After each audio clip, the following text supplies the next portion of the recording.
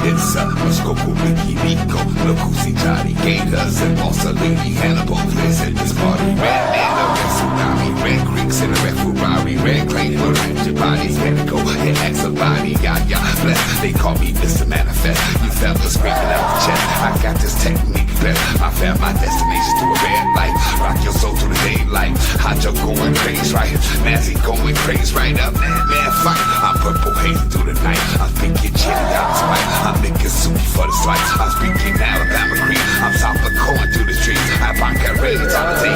Koozie King is out of ranges. Koosa, Koosa.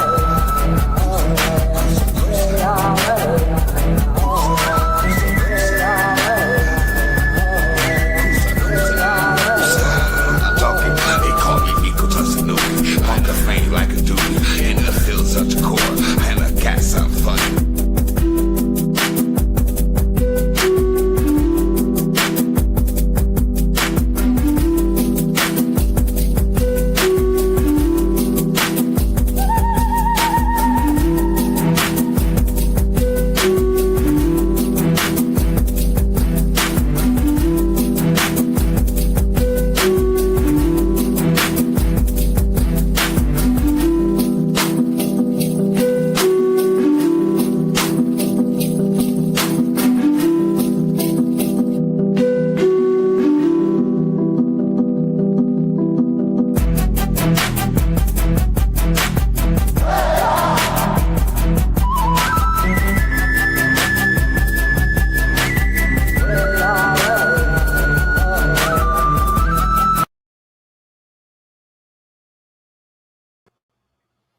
You gotta love that opening by Mr. Hannibal. Right, beautiful, beautiful thing. Good evening, everybody. First name's Donnie, last name's Glover. In it to win it for the long haul, baby. Wow. Last show, we got down to the nitty gritty, and some things came out. Some things came out that we didn't know. I certainly didn't know. Big Ma, baby, good evening to you. Gregory English. Good evening, Aboriginal wise men of North America teach. So I'm a journalist and doing it for 32 years now. Radio, we started with print and radio, television, and of course, BeMoreNews.com. I've heard a lot of things, talked about a lot of things with a lot of people from all over. But the last show, my goodness, who knew? And now we know. Osayo. So one of the things that came out on the last show, respectfully, is we learned that our beliefs can differ. Personally, I've never considered anything beyond God, but others do. Others have. And they're certainly entitled to their beliefs, their opinions, and so on and so forth. But as for me and my house, we're going to worship one God, and that's the Creator.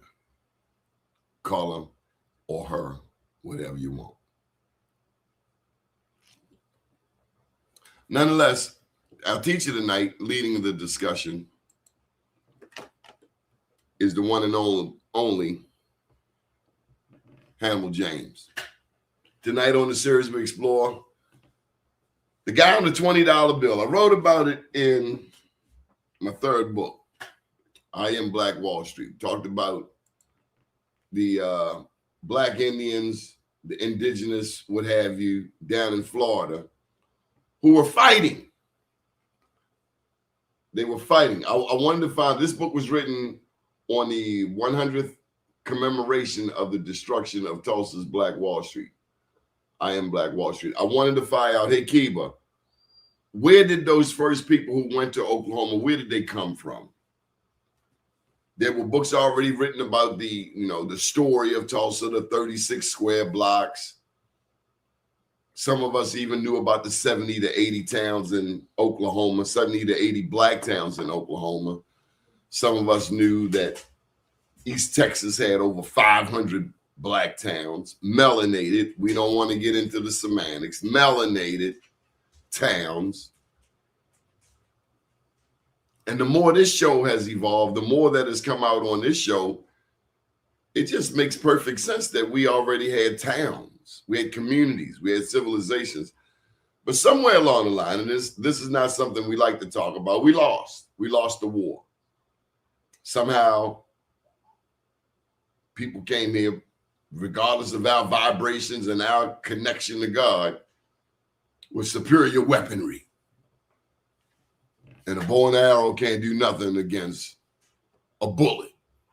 Well, it can, but that bullet is a little more, not saying you can't kill with an arrow. I interviewed this guy, Mr. Rudy Williams. He was formerly in the streets. He spent time away, but he came on the show recently. And he said that we have to master technology. So a part of this show, a part of our broader mission is to use this technology to further connect our people. But getting back to what Hannibal will discuss tonight. Again, Andrew Jackson, he promised to re-enslave anybody who escaped. Because again, if you could get to Florida, you were in Georgia, you were in the Carolinas, Louisiana, Spain owned Florida up until 1831. So if before then you could get to Florida, you could get your freedom. You had to promise to fight for the Spanish crown, and you had to promise to be a Christian. And if you did that, you could find your freedom in Florida. And they even let black melanated people have a gun, have guns, have weaponry, and that really upset the white settlers. So tonight on Indigenous Series, we explore how Andrew Jackson and his commissioners orchestrated one of history's most calculated campaigns of psychological warfare, the Treaty of Dancing Rabbit Creek. Try saying that 5 times fast.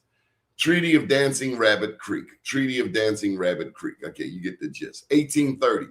This wasn't won on a battlefield. It was a strategy of intimidation, starvation, just like they're doing out there in the Gaza Strip right now. Bribery. We've seen that in our communities all across America. They slide somebody some money. Usually they get our politicians on sex or money. Civilian encroachment designed to force the Choctaw Nation into surrendering 11 million acres without firing a shot. So again, the Treaty of Dancing Rabbit Creek, 1830, it wasn't won on a battlefield. It was a strategy of intimidation, starvation, bribery, and civilian encroachment designed to force the Choctaw Nation into surrendering 11 million acres without firing a shot. So tonight we're going to cover the shadow of the sword. This is how John Eaton and General John Coffey used the memory of Horseshoe Bend to threaten military annihilation if the Choctaw refused to sign. Number 2, starving the council, the deliberate food shortage, just like we see in the Gaza Strip today. The deliberate food shortage that forced traditionalists to leave, allowing only progressive leaders to remain and sign. Sound like those people who would go along to get along. Number 3, divide and conquer, how the U.S. bribed leaders like Greenwood LeFlore with private land grants while turning warriors into paid emigration enforcers with warrior packs. And number 4, the Trail of Tears, the first Trail of Tears. This was George S. Gaines' third wave removal strategy in the 1831 Winter Death March that broke the spirit of resistance, marching people out in the winter through the snow. What a rotten bastard. Civilian encroachment strategy, how families like the Phillips, McElrath, and Kendrick settled on Choctaw Creek lands while the military deliberately failed to remove white squatters. Kind of like the squatters we got in Sandtown right now. White squatters creating a pincer move that made traditional life impossible. This episode connects directly to our ongoing genealogical research, of which Hannibal James is our resident guru, showing how the military opening of these lands created opportunities for settler families, including ancestors many of us are now discovering in our own family trees. I just want to add, before we bring up Sir Hannibal, that it was the Homestead Act. And that Homestead Act was open to everybody. As a matter of fact, if I'm not mistaken, O.W. Gurley, who founded Tulsa's Black Wall Street, he was a beneficiary of the Homestead Act. But quite often, these opportunities were afforded to everyone except melanated people. Without further ado, I bring to you panelist, resident guru, Hannibal James. Hello, sir. Hey, what up, though, Donnie? How you doing? Yeah, I'm doing good. I'm doing good. How everybody doing? All is well. Let me ask you, for clarity, do you have more than one God? I just got one God. I just I got want to one step God. on your toes. I just got one God. Okay. I was just curious. So, so I'm gonna try to bring this home to everybody, so everybody kind of understands something. So before I get into the treaty, I want to get into like the origin stuff, the origin stories of the Choctaw and the Chickasaw, or Choctaw and Chiska. They were two twin brothers. So the origin story center around a mound, and I wish Horace was here. So it's a mound in I think it's Wilson County, Mississippi. That's where this mound is located. And it's called Nani Waiya. And it's spelled NANIHWAIYA.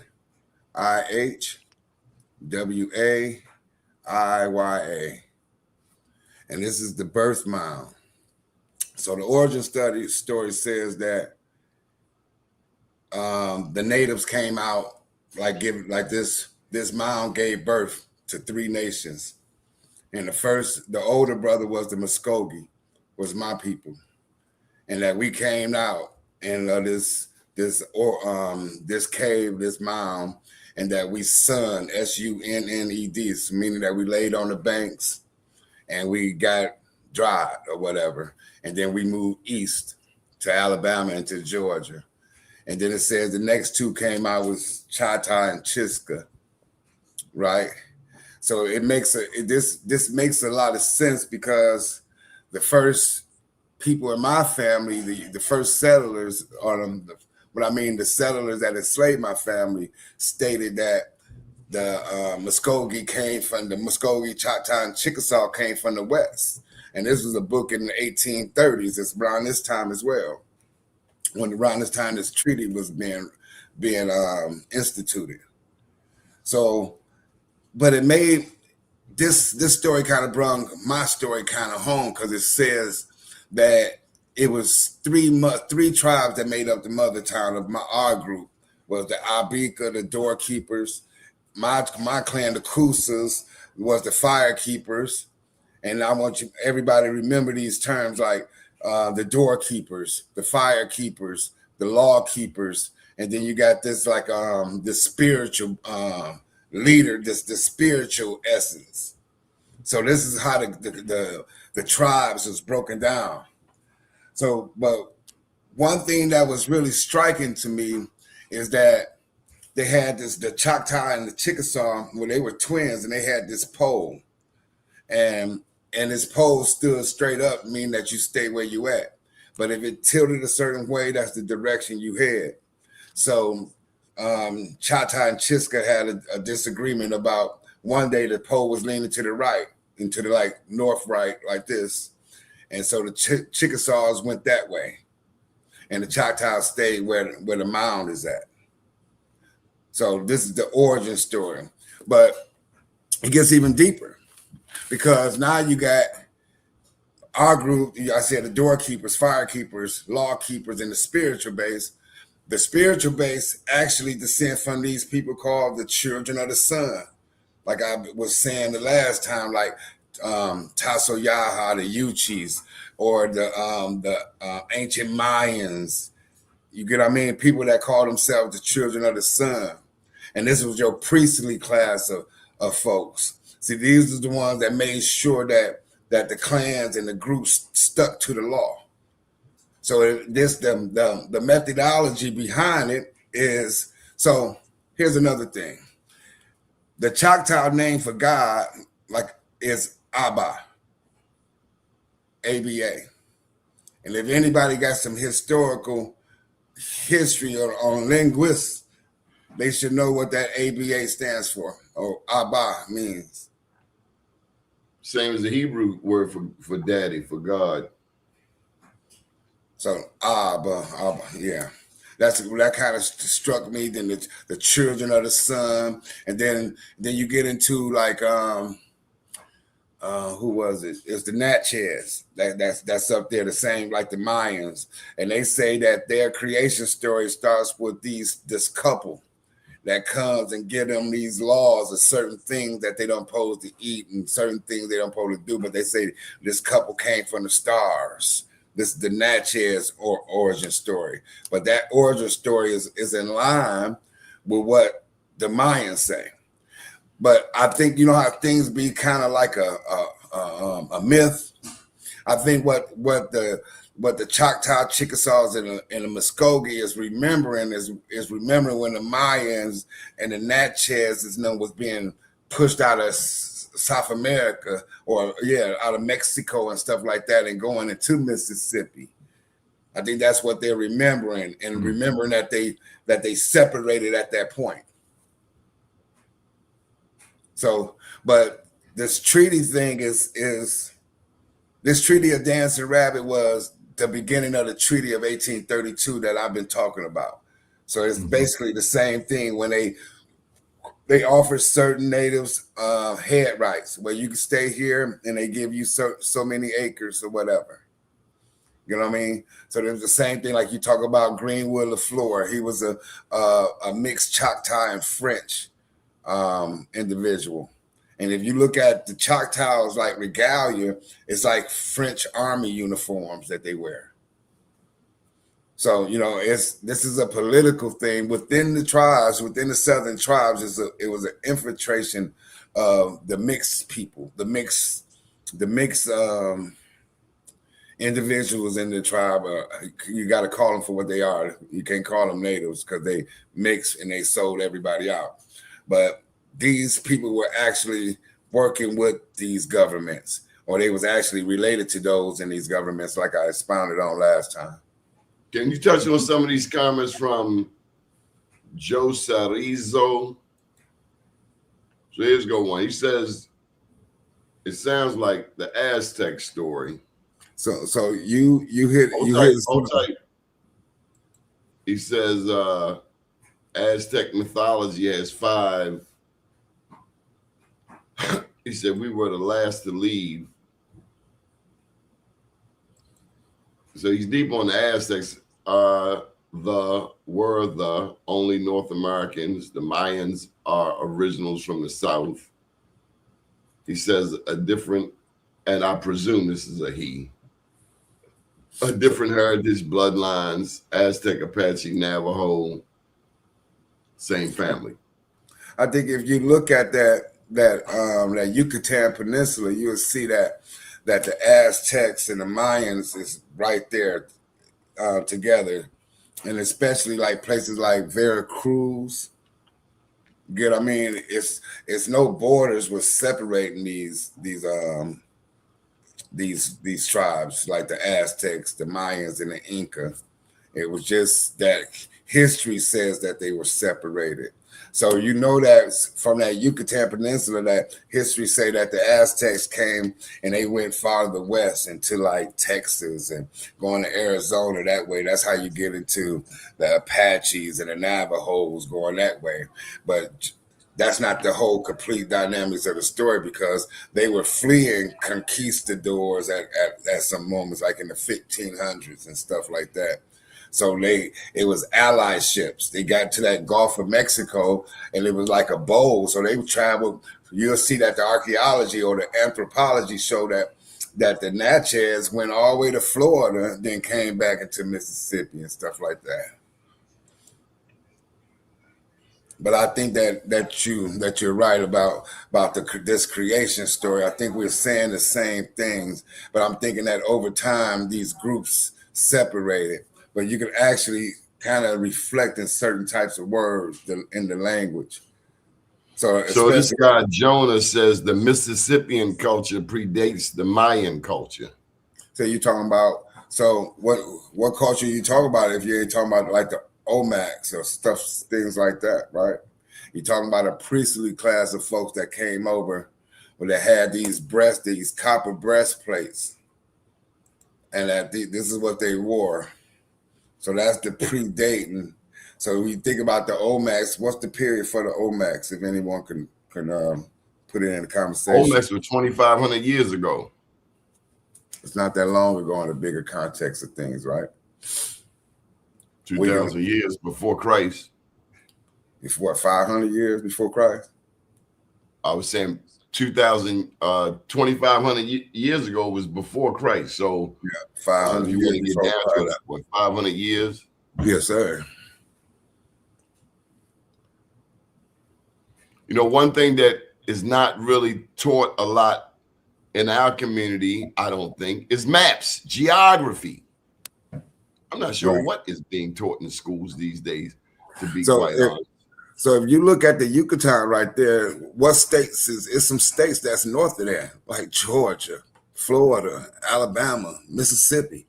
That's right there. And then you look where Mexico is, and you go north of there, they go Texas. You know what I mean? And if you look to the right of the from where Mexico at, the right shore, and go north up that shore, you'll be getting to where Louisiana and all that sit at up there eventually. Galveston, Texas, and stuff like that. Corpus Christi. See, like you said, they used to teach us the map when we used to be in school, and then we used to have to write the states and write these little things. And so that's the reason why I kind of remember where certain things is at. So Jose Rizo says, yes, the nachos did come from the South, but are contributed the most advanced navigation. That's how they got around the Caribbean, the nachos. So Mexico was given to them. So what he's saying is that he's showing some Moorish skills right there, right? Some navigational skills, because you have to know how to travel. You just can't get in the water and just go in a current. You got to know how to map certain things or travel certain ways. So they travel like with the stars and certain things, and they knew the currents.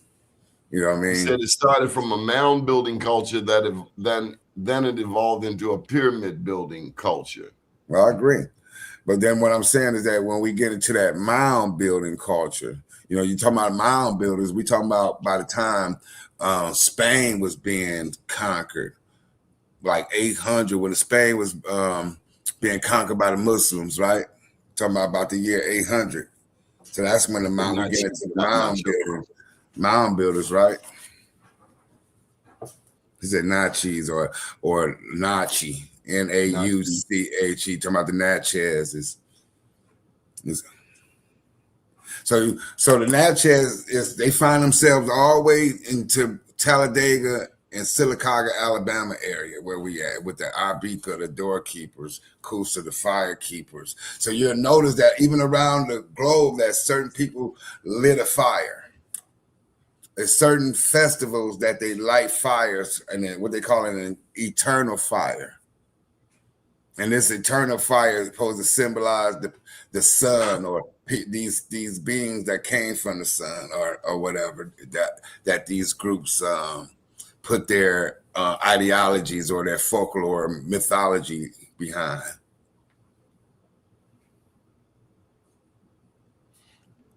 You know, while we're talking about geography, I wonder how many people before this whole stick up that happened 2 weekends ago, how many people knew where Venezuela was?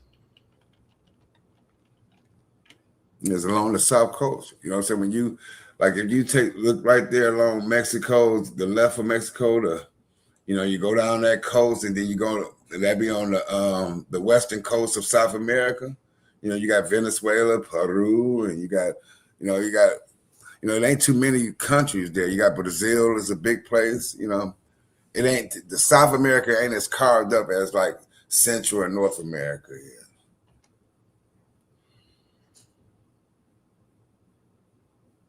Venezuela is just on the other side of Mexico. Venezuela right next to Colombia. Venezuela got the largest oil reserves, and we know Colombia got the cocaine. Mm-hmm. So when you look at Veracruz, and then you look at another map, just north of Veracruz is the United States.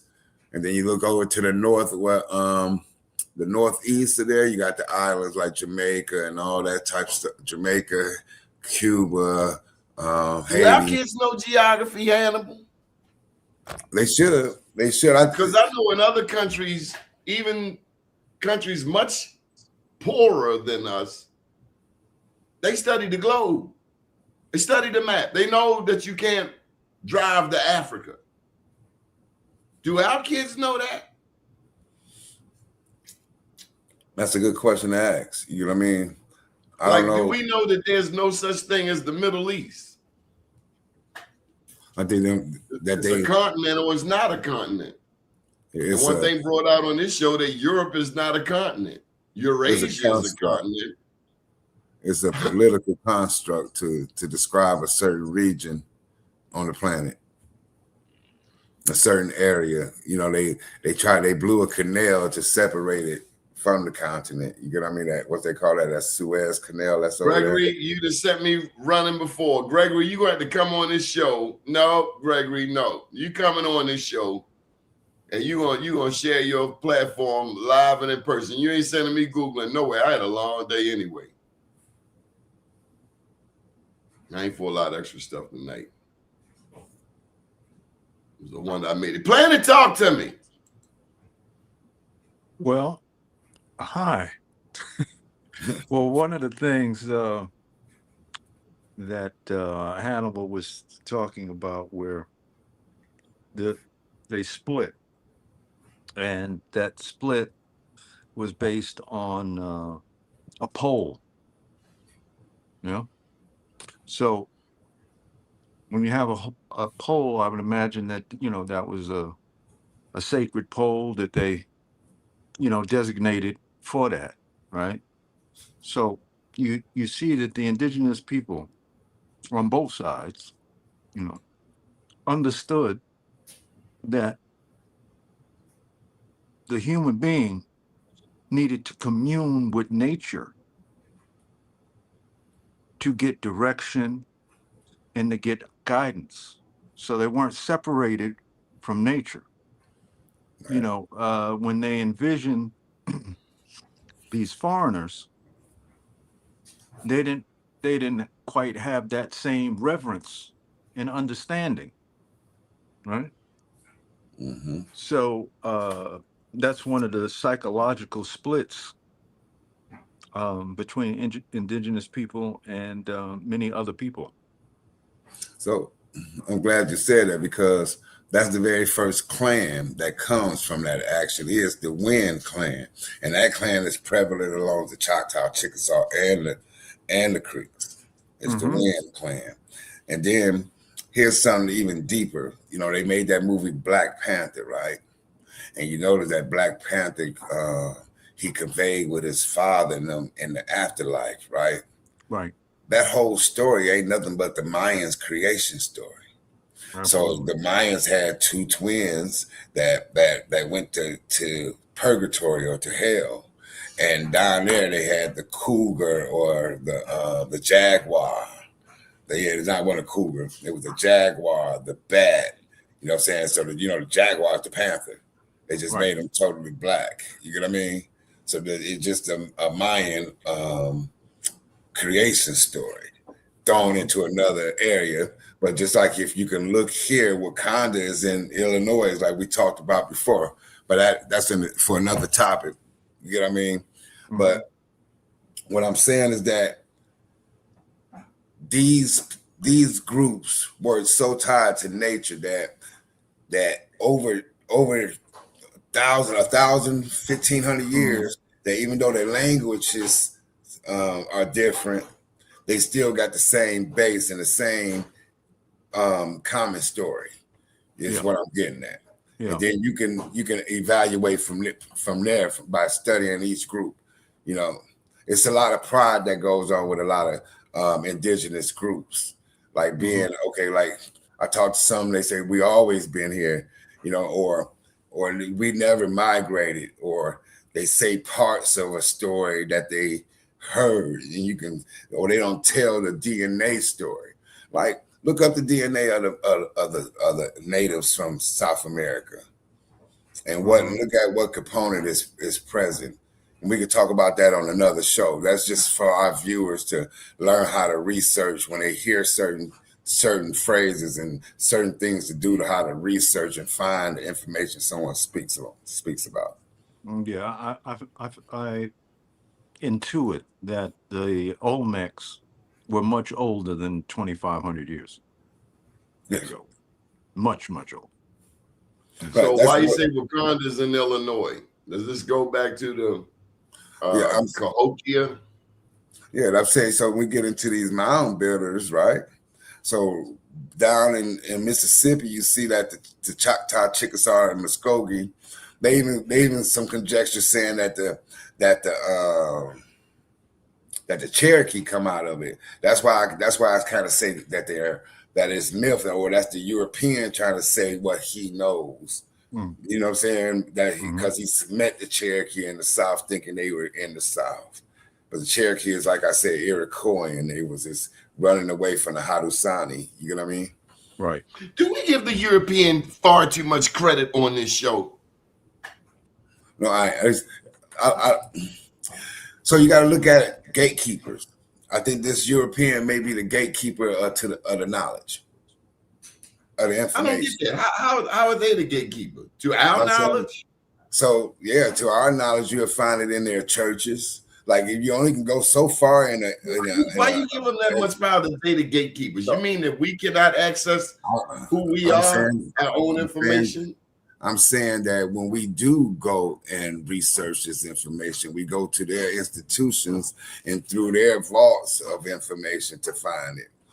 I agree, and I've shared on this show that we need our own researchers, our own authorities, our own authors, our own books. I agree, but I'm saying where they only gonna go to the places. No. They can go and dig and do archaeological research just like the white boy can. Okay, now I understand your little difference. We have black colleges like Morehouse, like Meharry, like Tuskegee. Right, and Tuskegee I don't know why we can't be our own scientists, our own authorities. We have in the past. The element starts that hasn't changed. We have in the past and got ripped off. But the other thing is okay, as Hannibal is showing the multitude of tribes, and you were saying the multitude of towns and this, that, and the other, right? Okay, so and often, although there were similarities in terms of phonetics and how a person speaks and this, that, and the other, but there were 10,000 tribes, whatever, right? And they had different dialects and different this and that. However, the three of us is speaking what? English, right? So inherent in the struggle, right? There's so many different facets, right? So let me ask you: do we give the European too much credit? Yeah. In other words, no one I mean, has because all. the way I hear about the European on this show is like they were so damn brilliant and we were so damn dumb. No, I don't think Or anybody say. I don't think anybody on this panel is saying that. Since I've been here. when do we give ourselves credit? I mean, all I hear about is how we lost I think that was or got sold out. The part of reclaiming our indigeneity is the reason why we lost. You get it? I think we did lose. We're showing that we were separated. We're showing why we lost. What it was. You get what I mean? You had some people that was traditionalists. You got some people that was more modernists. They wanted to go with the times. You know, these trendsetters, these new modern people, these mixed blood, so to speak. You get what I mean? They didn't know the total history behind it. You get what I mean? But they knew afterwards. I think also what you were saying earlier, Donnie, is that they came with weaponry. They came to kill, steal, and destroy. That I will never say that is superiority or more intelligence or any of that. I will say that that's more violent in nature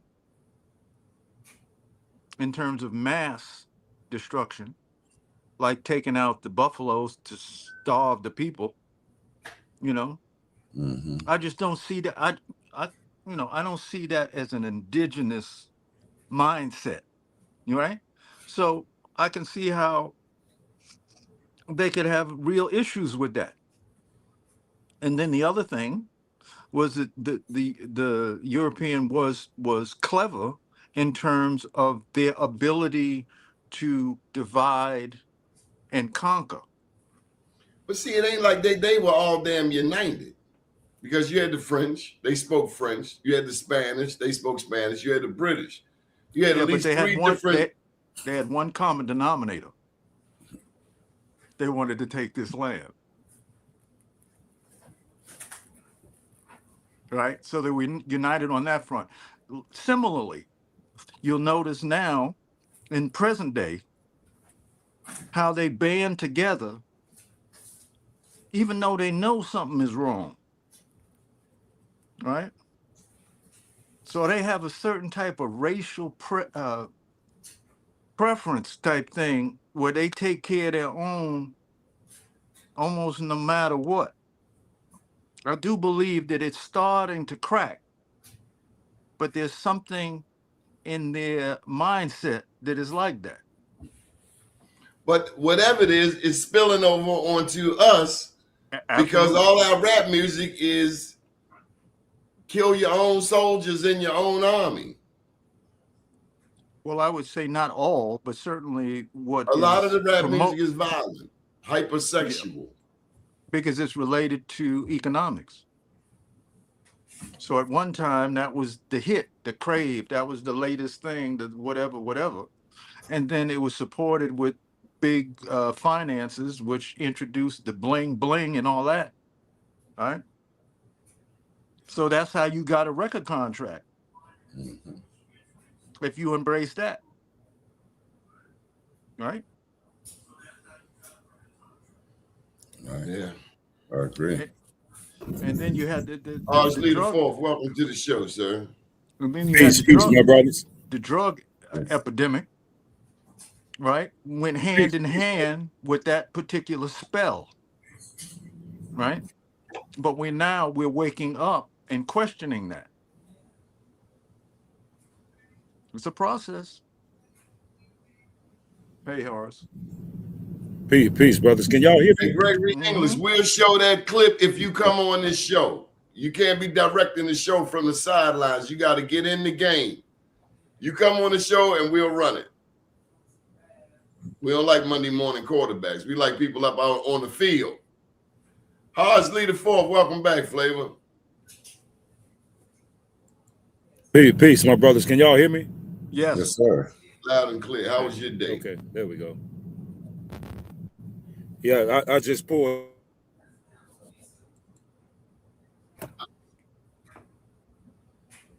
Peace. You say you just pulled over? Yeah, man. Yeah, you went out for a second. We've been talking about the Treaty of Dancing Rabbit Creek. The Treaty of Dancing Rabbit Creek. So what is that, Hannibal? There was a document that certain chiefs within the Choctaw Nation signed with the United States government to cede their land, meaning they gave up that 11 million acres to the United States in writing. So that's what that means. That was 1830. Then they had to walk the trail like 1831, 1832, around that time. Walk from Mississippi to Oklahoma. So this is what we're seeing. We're seeing the same thing when these tribes signed treaties. You had factions that was against the signing of the treaty because these signers would have ceded the land. Then you had factions that were mixed bloods that wanted to cede the land to do the ideology of their forefathers. You get what I mean? So you'll see that with the French, and you'll see that with the Scottish mixed blood descendants. And it's possible, like you'll see a lot of the Spanish, you might see that down in South America, or some remnants might be in North Carolina. You get what I mean? So this Come on in, Gregory. Gregory said he's on a tractor. Well, we're gonna steal you from your cucumbers and potatoes for a minute, Gregory English. Sounds good. Yeah, I'm following along with you, Hannibal, dealing with that particular treaty. And well, you guys probably can't really see this book, but The Indian Frontier. Mm-hmm.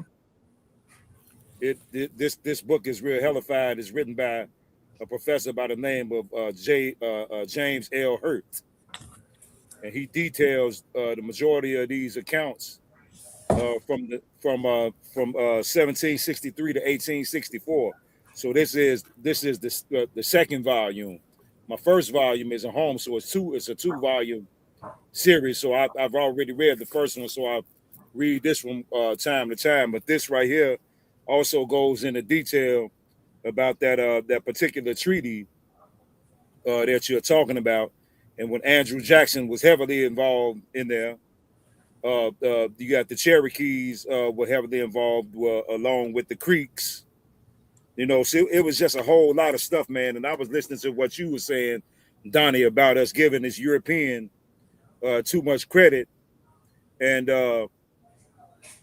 it wasn't the Caucasian European that was the mastermind. Is the thing about it. Yeah. It was the Moors.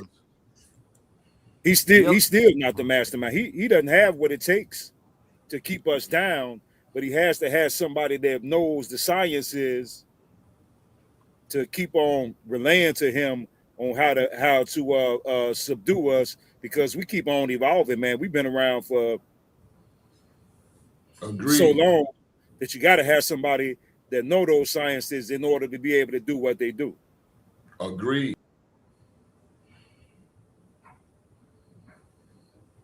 Right, this is the map where I was discussing, like, okay, so we got Gregory English in the studio now. I guess Donnie gonna bring them in. But all down here, like when you see Belize and Guatemala and stuff like that, that's the Mayans territory. And when you go kind of northwest, that's getting to the Aztecs. So you'll see at one time, it's possible there one group of people, the same people, that's probably dispersed the same way.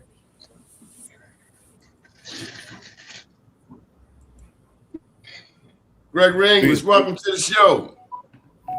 Peace. How you doing, man? How y'all doing? Good. Where you from, man?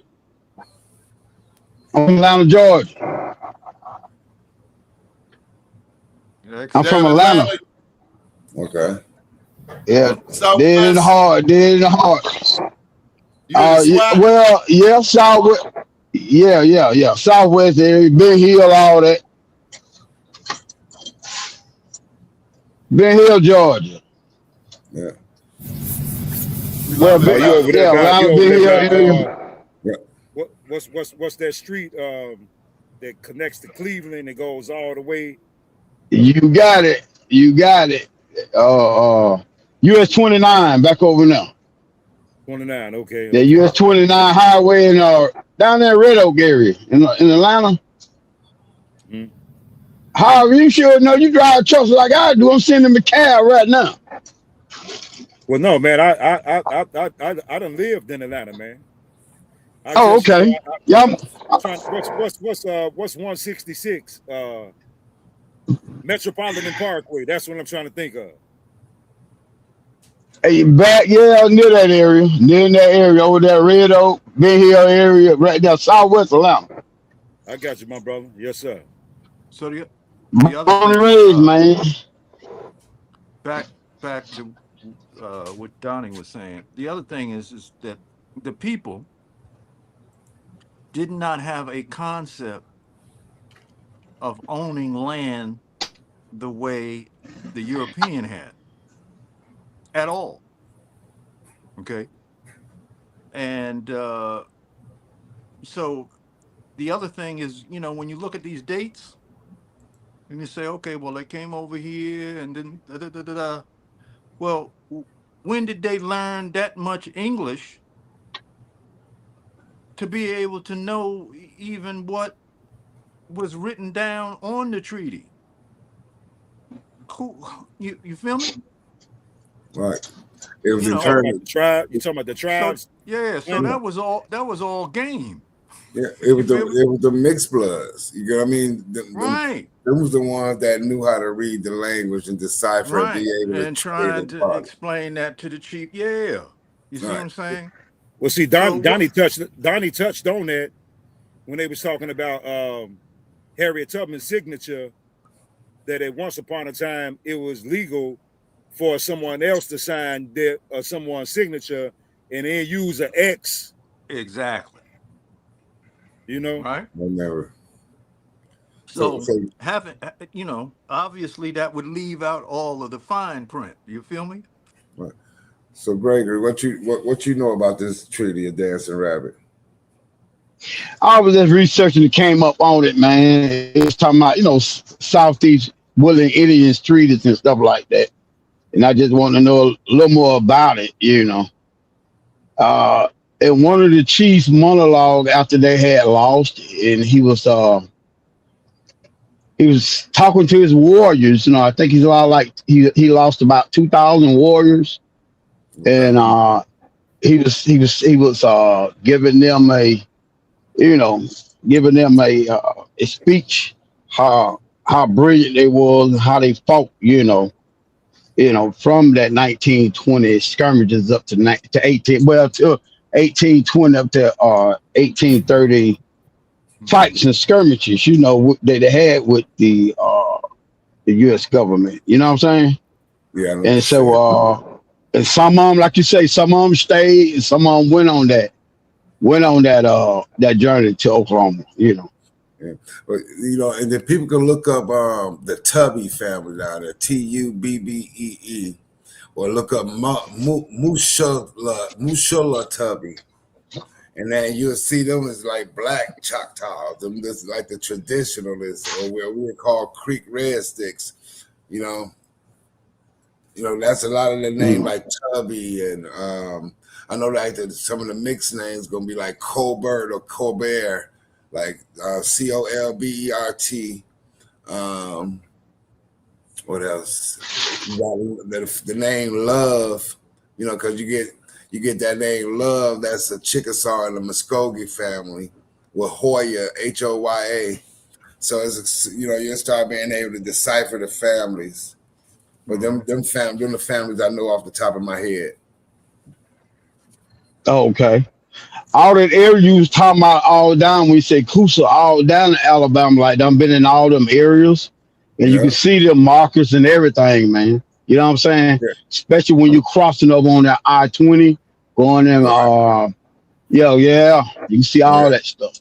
Yeah, After everything. last, because you got Horseshoe Bend is right, not that far from up in there. You get into Tallapoosa, then you get into Oh, Coosa, then yeah, you yeah. got Autauga is there. You know, I ain't really talked too much about Otaga, but that's another story for another day. You know, it's the same thing. It's still Muskogee. You know, that I'm just not. You know, studying this Treaty of Dancing Rabbits, it was an eye opener for me, because now I'm able to put two and two together. You know, I'm able to see why certain practices. You know, now I see about like those.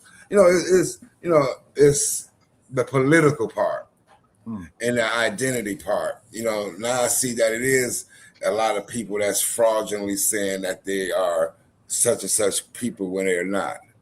You get what I mean? Oh man, it's bad. I sent the video in tonight for done for y'all to play on y'all panel when they Yes, sir. made that switch with them Siberians, man, and the court cases and the government documents when they done that, you know. Yeah, you know, that was so. So give me a summation of what you learned in there, so I can go ahead and research it, or And maybe I know some also, threat. also Hannibal, there's a good question in the feed there. Well, the video that I just sent y'all panel tonight, it shows the YouTube video shows when they make they made that switch. They had to, because some of the Indians, or what you call not really Indians, but Siberians, was going to testify against who? The $5 Indians. You know what I'm saying? So you can see where they make this switch with the guy. With the people. They got the guy birth, where he was born at. He was a Siberian. They got his age. They got everything. This is documents, and they got his mother and daddy. They were Siberians. And, you know, when they made that switch and they got his, you know, they got his ethnicity, saying that he was a Chinese, but now they changed him to Indian. Yeah. You know, Let me it's answer that. amazing, man. Well, let me answer this question that was it say, I really need y'all to answer this question. Is there a scenario that the indigenous that didn't want to walk the trail of tears were given the option to stay if they took on the identity of the Negro? So the Trail of Tears is actually what the Cherokee call their walk. You get what I mean? So when the Creek walk out there is one called the Trail of Tears, you know, or when the Choctaw walked out there, it wasn't called the Trail of Tears. But Which are you talking about? The mixed blood Siberian people who claim those tribes, or are you talking about the indigenous so people what I'm who saying, claim when you those say tribes? it's the same thing. So if they come, if you get a, like I tried to explain the last time, you are of your mother if you got a maternal clan with the Choctaw Chickasaws. So it didn't matter if your father was white, African, it didn't make a difference of that. You were still, Yeah. you know what I mean? You were Go still, ahead. and then the thing is, they were so trustworthy that they thought that even these descendants will take the tribe's better point of view into account.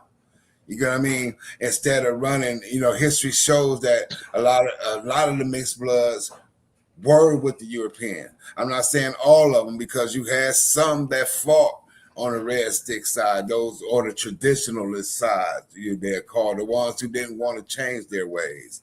So Those mixed bloods you talking about? Yeah, I'm talking about. I'm no, saying mixed. wait, no, let me finish the question. Were they mixed indigenous with European, or were they mixed Siberian with indigenous? Because we got three different groups of people here. We got indigenous people, we got Siberians, and we got European Caucasoids. I'm saying it can cover the gambit of what you just said. I'm saying in our current times is that these individuals we call mixed were, as far as the tribe concerned, legally into their clans and their tribes because of their laws of to be in the clans and the tribes descending from a mother. What I'm saying is that when these governments came, like the French, the Spanish, and the English, and any other ones, you know what I'm saying, the churches, these mixed bloods, they were more aligned with their fathers' groups instead of their mother's clan. And that caused a divide to where the nations were divided, where we got now. I don't want to pinpoint and say, well, because this person mixed with this group and that group, because that wasn't it. Because you look back in history, like the person said, the question was, is there anybody was that wanted to stay behind, or was it about a Negro thing? It wasn't. No, you didn't stay behind and was because you wanted to. You get what I mean? The only one stayed behind was certain chiefs. And if that chief stayed behind, his clan stayed behind. You get what I mean? Mm. So everybody didn't have a choice. You know, then like he said, well, in some senses, those who stayed behind, that being called Negro was in turn of them being enslaved. You get what I mean? So this should give people a different look at slavery. It shouldn't be a black and white thing. It should be a conglomerate of people in bondage at certain periods of time, and especially indigenous folks. You get what I mean? Mm-hmm. Correct.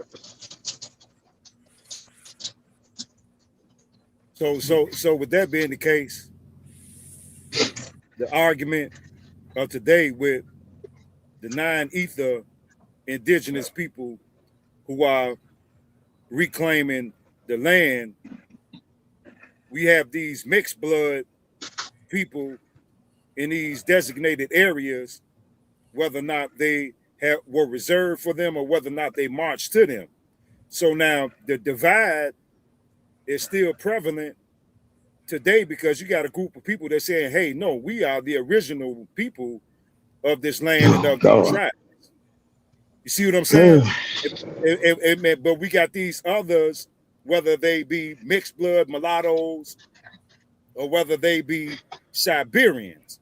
Yeah. So it's like, how do we claim something when we still got this matriarchal lineage that you're speaking of with these mixed people who don't even want to associate with the people that look like us? And that's the part where you can find your mother. If we claim that's not what I'm saying. I'm saying that when it comes to reclaiming the land and actually getting the land back from these people, because if the mixed people have been amalgamated all the way down to not even having any melanin whatsoever, but they could still say that, hey, we so and so because of the matriarchal lineage originally. But see, we still fighting the fight against not only government but against these people, who we still having to fight hand and foot and say, hey man, we originally organic to this land. That's why we the same color as the soil and the trees. That's a deep question, and for me to attack it, I had to attack it from a point of view of being organized. Yeah, I can dig it, and I respect that. But if these people are so because you got people who you got people who have taken hip hop that don't look like us, and as far as they're concerned, we shouldn't have anything to do with hip hop. Yeah. But the thing is, in order to make any treads or any motion, you got to be organized. The ideology or the end goal is not a consensus amongst the masses. Like I think before you came on, Donnie said, "Do we get it?" Or he even proposed a question. He said, "Do we get the European this? Why we get this European this credit?" And I had to think about the organization or the end resolve they have for what they're doing. You know, they had the collective ideal to come take this land.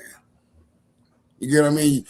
I believe, and this is maybe just me, an unorganized body cannot never be an organized body.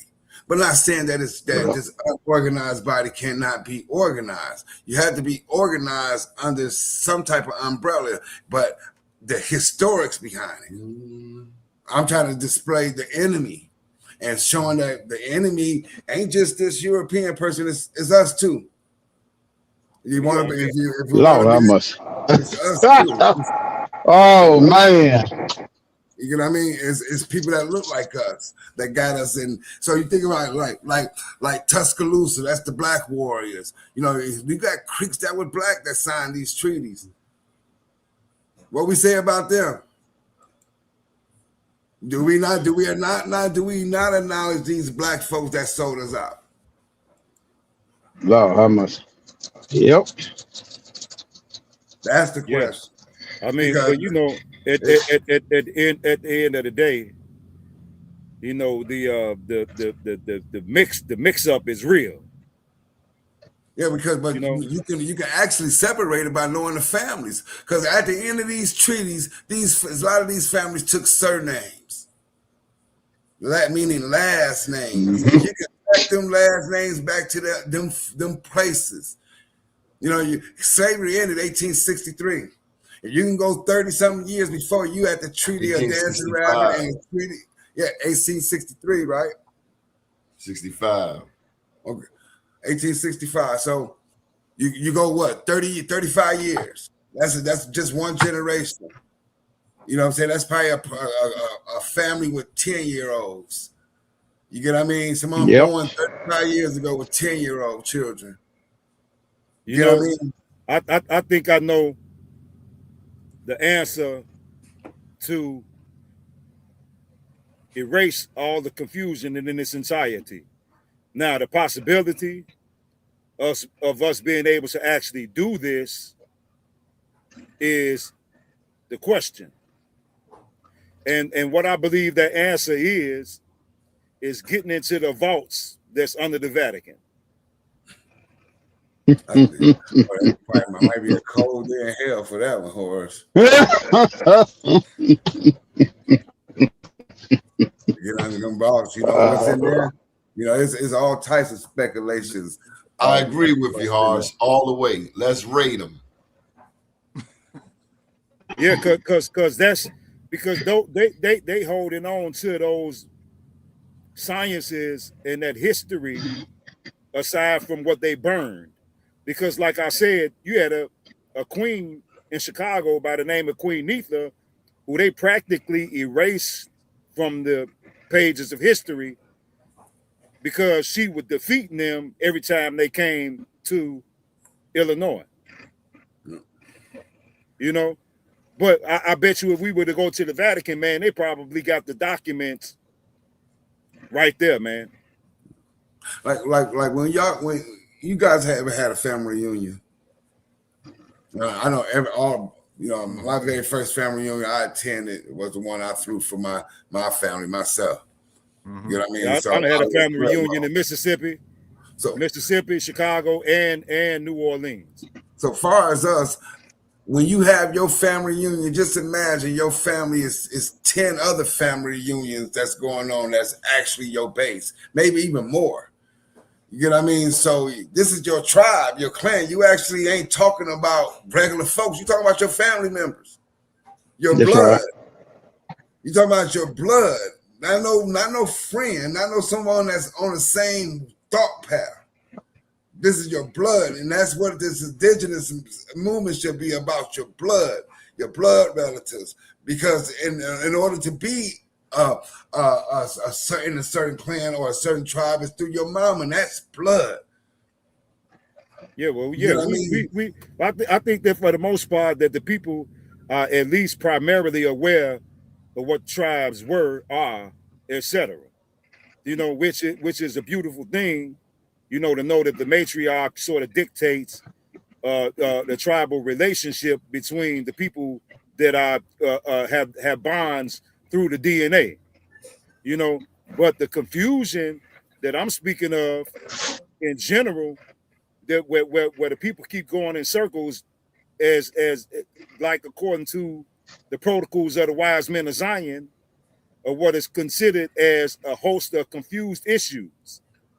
You know, you got so many different mechanisms in place to make sure we stay confused. So if we can't get over here and raid this Vatican to get this information that we need to erase that confusion off the black chalkboard, then what do we do in general? Because we know we got traders and infiltrators. We know that the Moors made a U-turn, came back over here. Yep. We know that you had these Scots and these other Caucasoid races of Europe come over here, mix five countries. Yep. Yeah, with some of the tribes. 5 countries to take this land now. 5 countries to take this land from us. It took 5 countries. So we literally, man, if we can't raid that Vatican, then the rhetoric on the table is a beautiful thing. But until we go into that spiritual realm and really tap into the ancestral realm, we ain't gonna get nowhere, man. Yes, just like, and I'm gonna say this lastly: the movie Young Guns. Anybody remember that movie? Yeah, well, the Estevez is in. With the Estevez, Lou Diamond Phillips, et cetera, et cetera. When Lou Diamond Phillips was the Mexican Indian in there that they kept on messing with, but he had found some peyote, and they were taking the peyote, got high off of it. But before they drunk it, he said, "Man, in our tribe, or whatever," he said, "when we are lost, we consult the ancestors for guidance." I think that it's so that's a political, religious, and a spiritual fight all in one. Because we live in a political world that's controlled by a religious world. That's alluding to a spiritual world. You get what I mean? Not really. I'm trying. What I'm saying is that I'm saying that the world we live in, the cities and the municipalities we live in, is a political thing. We got mayors, we got you guys got aldermen and all that. That's a political thing. But that's that political thing. That political arm is actually ran by a religious authority, like we talked about the church, or then you got to talk about the Vatican, the head one. But then that one is actually controlled by a spiritual force. You get what I mean? But their spiritual force is not stronger than ours. But what they just misdirected us into what I'm saying is that's an organized fight that you got to fight. You fight in politics, religion, and spirituality all at once. And most of us is only going to be swinging at one enemy and getting clocked 2 ways from the other 2 that they don't see. Yeah, well, until man, we tap into the ancestral realm, we could be fighting a losing battle, which is obvious, because the thing about it is, tapping into the ancestral realm, we can't go wrong like that. And that has been always our strength in all, because think about it. The British came to the Zulus. They had guns. They had cannons. The Zulus didn't have any of that. But they did have something. They had spirituality, and they had spiritual warfare. And they had ancestors that was fighting alongside of them. And that particular degree has been laid out in the Bible and the Quran. So what we have on our side when we tap into that realm. So over here, we had the British tap in with the Lower Creeks, the Muskogees, and then you had them tap in with some of Powhatan's tribes even earlier. They gave them weapons and the same thing. You know, it's the same thing that happened on that continent happened here with the tribes here. You know, even when them English came over there and was messing with them Zulus, a lot of them Zulus became some of the first slaves in South Carolina, 1680s, 1690s. When they was dealing with them British folks. You know, I think you can't never dance with the devil in the pale moonlight. Well, I mean, I can agree with that, but I'm still sticking to my guns about tapping into the ancestral realm, because we pretty much have tried everything else. Talking about that mound. We was talking about the mounds and like that 90 wheel. That's supposed to be the origins of the Choctaw, Chickasaws, and the Muskogee, saying this is the womb of where these nations come out of. And they should fight. They should go against anybody saying that it's something different. because that's the mounds, right? We talking about the mound. We talking about the principalities behind these mounds. You get what I mean? These people said this is where the life came out of the earth and came out of it. And these the tribes that came out of the mounds. I believe that like I was saying to friends and cousins before, anything else is absolutely ridiculous to do other than what our ancestors was doing here. You know what I'm saying? Traditionally. Our ancestors, blood and their spirit, every step that we take is on every part of this land, and it has been here for eons. I see where you're going. I see where you're going. We can't even step to the left or to the right without bumping into the spirits or the blood of our ancestors, because we have been here for eons. So they right here, and think about it, man. We done prayed to God. We done went to church. We done bowed down in the masjid. You know what I'm saying? We done went to the synagogues. We done, put our different ideals on the table and try to come up with a solution. And none of these things are literally getting us anywhere. And there's one thing that we haven't did, and that's tap into the ancestral realm. That's the only thing that we haven't did. So anything outside of that, I disagree, Horace. You ask our people, ask our family or our viewers right now, from 1865 to now, name the major events of history. Well, since the time we've been emancipated, just on this land, not the world. Just on this land, we don't know history. We assume certain things. Like I'm trying to get the connection to what I'm saying and what you're saying. That's all. I'm trying to connect the dots. So what you connecting to what I'm saying? Or I hear something different. Yeah. No, I hear exactly. I'm talking about tapping into the spiritual realm, and you talking about history. No, that's what I'm saying. In order to get into the spiritual realm, you got to know what happened to you that made you disconnect from it. No, you don't. You can't. Okay, half of us don't even know that. You don't have to know that to tap into the spiritual realm, man. We talking about moving forward, brother. Do you believe that your heart has to beat fast in order to transform your spiritual? Your heart had to do what, brother? That your heart had to beat like 150, 160 beats per minute to change your physical appearance. I'm saying though, brother. What I'm saying, man, we're at war right now. I know that's what I'm saying. History ain't gonna get you nowhere on the battlefield, man. Listen, yes, it does. I've been on the battlefield. Man, I done been on the battlefield too. I've been in the streets of Detroit. I've been in the actual battlefield. It was for my tribe. I'm saying I ain't been on the battlefield for the government. I didn't have the uniform on, but I was nonetheless on the battlefield. I watched soldiers die. I probably know more people that's been killed in the streets than the average dude who'd have been to the Army or the Marines. Cousin, it's not about what you know. We were defeated. Our family, hear me. Our ancestors were defeated on this land. Not one of us is going to change the ideology of 44 million. Not one of us. Because if that was the case, we would have defeated these folks 100 and something years ago.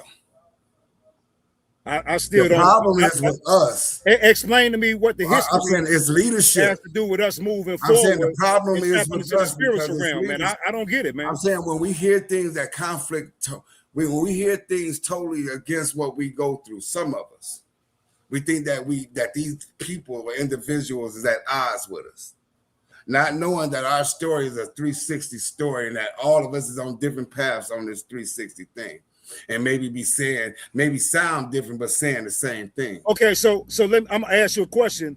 So what do you believe is the answer to fighting this war and winning? I'm saying that anybody that's gonna be calling yourself a native here, you're gonna call yourself Muskogee or whatever, find your family. So it can be true. Yeah, well, yeah. I mean, so like I said, man, because you're gonna be a hypocrite like them $5 Indians. Well, the way I see it is that the tribes have been renamed.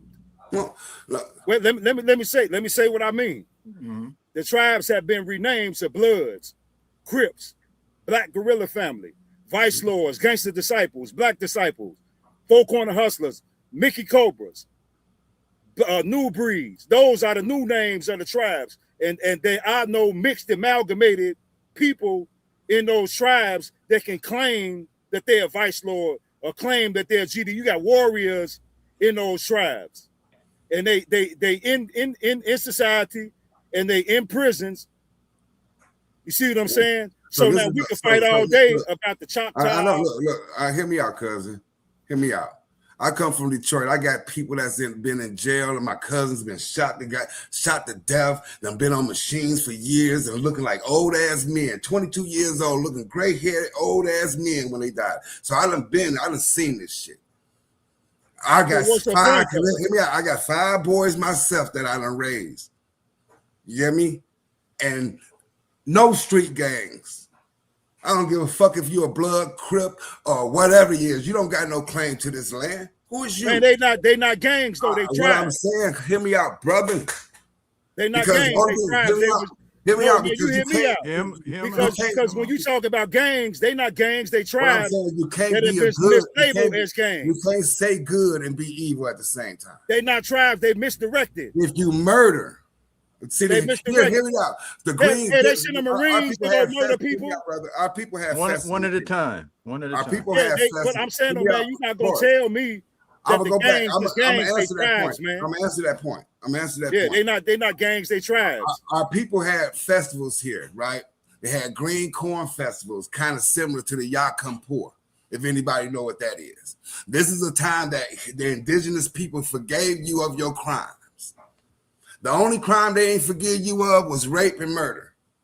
Well, shit. This is the United States government around the world making rape and murder motherfuckers. I'm talking about before the United States government. I'm talking about now. I'm talking about the indigenous people when they had their festivals. That don't have nothing to do with tapping into the spiritual realm. It got everything to do with it because they felt that this internal fire at this time of the year was a renewal. To forgive people of their trespasses of stealing or doing little simple crimes, not murder and rape, is what I'm trying to get across. What I'm saying is that when we equivalate ourselves with people that do things like that, no matter if it's loved ones or not, because I got loved ones that do things like that. Some of the very first Purple Gang and all these gangs that came inside Detroit as family members. Ask my what's your point, though, man? What I'm saying is this, brother. If we talking about being indigenous, you talking about being street. No, man, you missing what I'm saying. Like what you just named a whole bunch of gangs to me, Horace. Oh, this is what I'm saying. They labeled them as gangs. They're not gangs. But they're not indigenous. The same tribes, what indigenous fruit they got? What tribes and what mothers is they got? They don't have the same mothers. It don't matter. You talking about some motherfucking creeks and shit that ain't no blacks in them tribes. You know what I'm saying? They got hotels. You talking you a creek, brother. But you in Detroit and they ain't got shit. Brother. The brothers. So they ain't no different.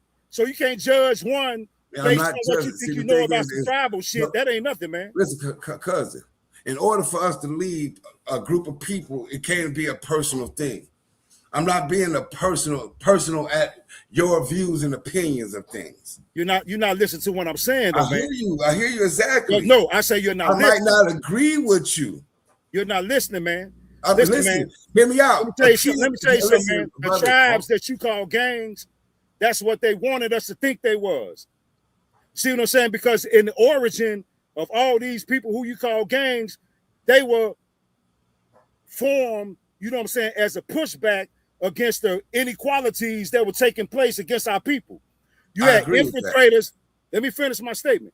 You had infiltrators that come in the same way they did the Black Panthers, the same way they did the Muskogees, you know, the same way that they did every other tribe on the land. Because just think about it. If these same guys were calling themselves Muskogees right now, they'd say there was a gang instead of a tribe. So now when you start associating criminal activities to people who have been pushed into poverty, and that's where you have your crimes at in a poverty state. So you can't sit back and judge. No, wait a minute. You can't skim over a reason why you kill. Well, shit. What? You can't skim over the reason why. You can't skim over a reason why. Tell that to the Marines. Listen, we talking about killing our own. It doesn't matter who you It kill. does. It It matters. You It talking about doesn't taking matter. a war? Hear me out, Horace. It You talking doesn't about matter, taking bro. a war to an enemy that we taking a war to ourselves. Man, you Okay, go to Vietnam. okay. You go to Vietnam and kill can I a bunch just of step? people that Can I step don't in have for a shit to do with second? nothing. I want to step in for a second. Horace, your point is that the gangs is a synonymous word to today's tribes. Exactly. I And respect. they've been pushed down into the mud. They've been povertized. They've been put into a position to where their crime becomes a way of life for survival. The same way that the people when they had to leave Tulsa, Oklahoma, and they were out in the woods standing around and just standing there became a crime. So the next thing you know, you got these police factions, you know what I'm saying, chasing them around and not everything that they do has been criminalized, just like bootlegging. You had wine and whiskey, you know what I'm saying, that was outlawed until they figured out a way to monetize it. So you can't push the people down into the mud and then call them dirty and then try to justify one degree of killing over the other. I don't give a fuck. You're right. You're right about that. You go to the Marines and to the Army, and you go overseas and you murder people so you can have a damn grant over here to get a house. So check this out. That's the perks of going to college. You're no different.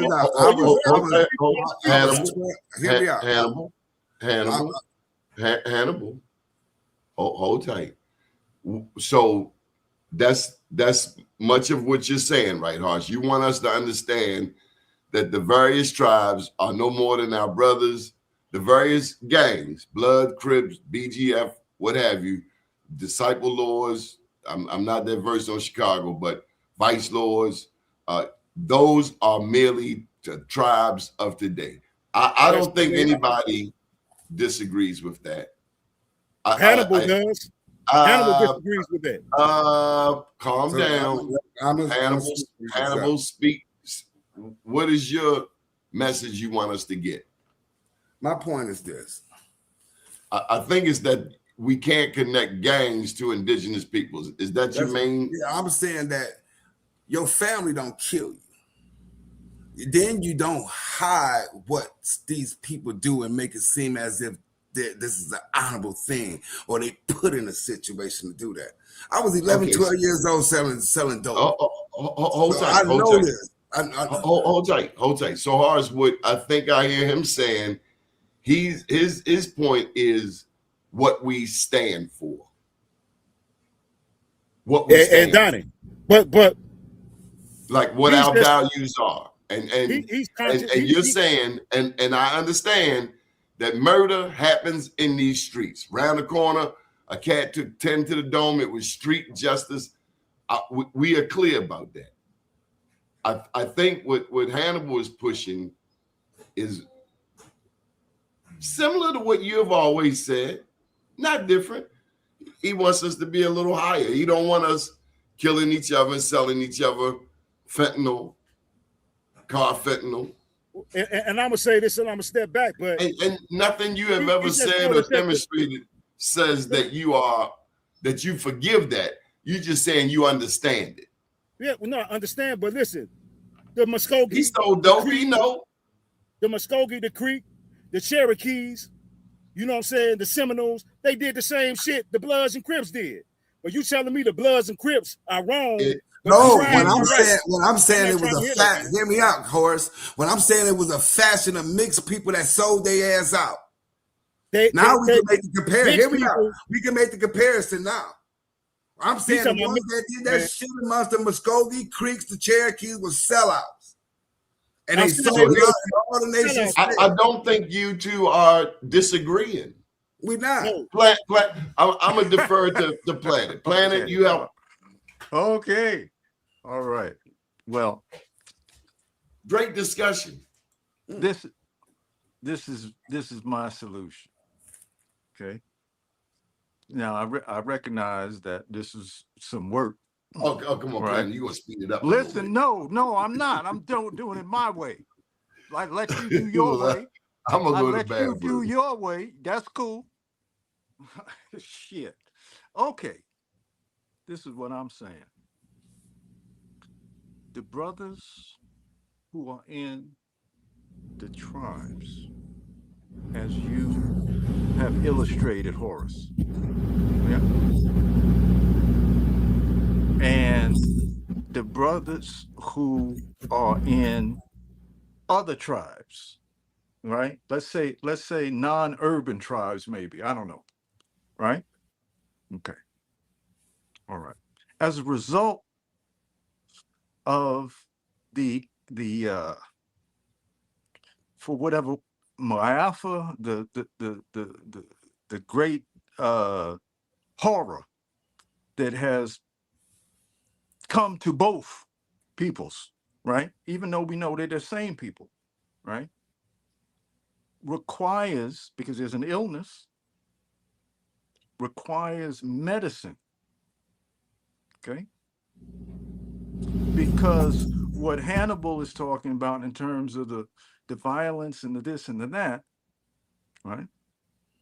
It's a spiritual illness that can be solved, as you said, Horace, that back in the day, they took peyote or they took whatever, right, to get in that realm, right? So the homies that is walking around with the nines and the this and the that, right, they getting high. You know, they drinking, they smoking, they doing this, they doing that, right? But they ain't taking peyote in ceremony. They ain't taking ayahuasca in a ceremony. They ain't taking chuchuasa. You know, I can go on forever, right?